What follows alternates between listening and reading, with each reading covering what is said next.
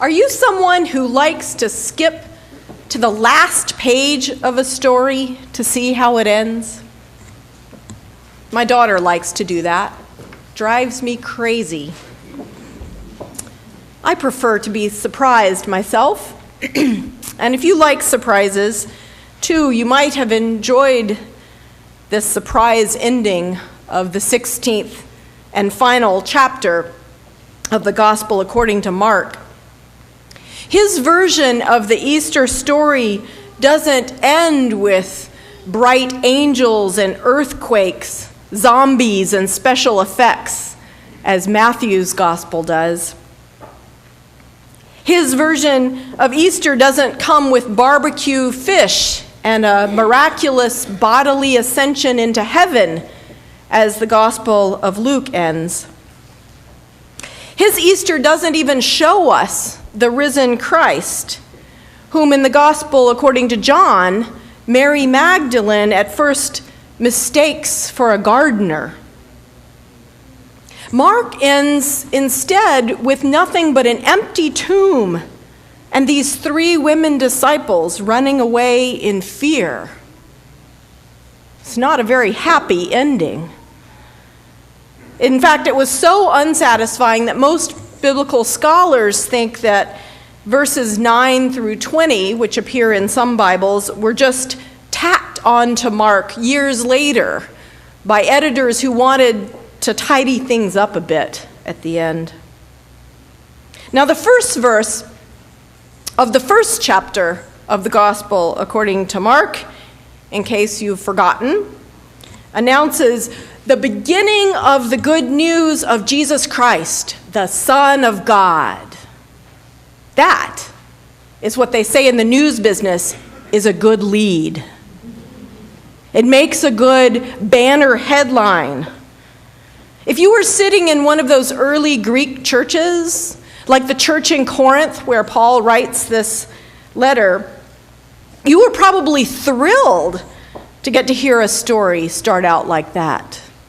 Even if you were a kid, you probably were excited because you kids got to realize there were no movies with special effects. People came to hear a good story.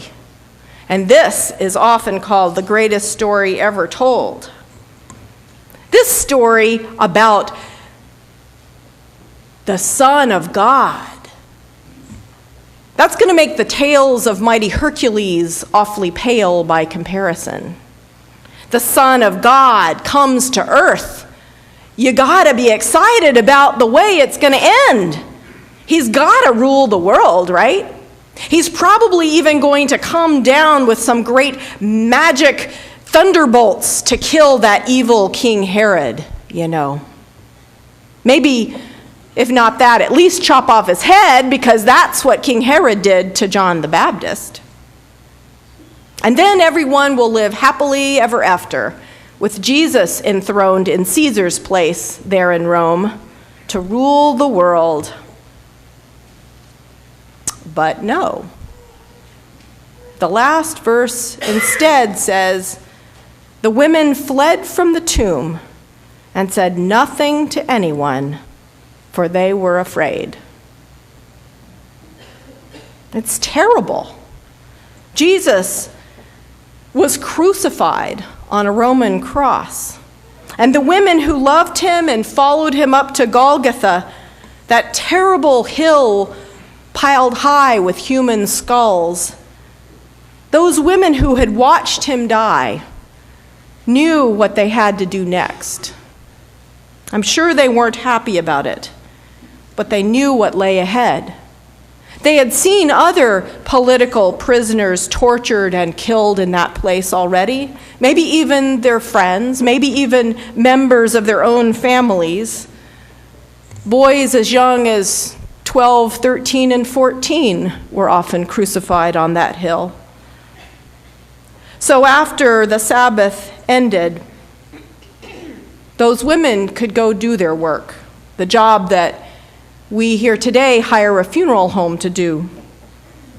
Mark says that very early on the first day of the week, when the sun had risen, they went to the tomb. Even though we know They loved Jesus, and they were glad to do this for him.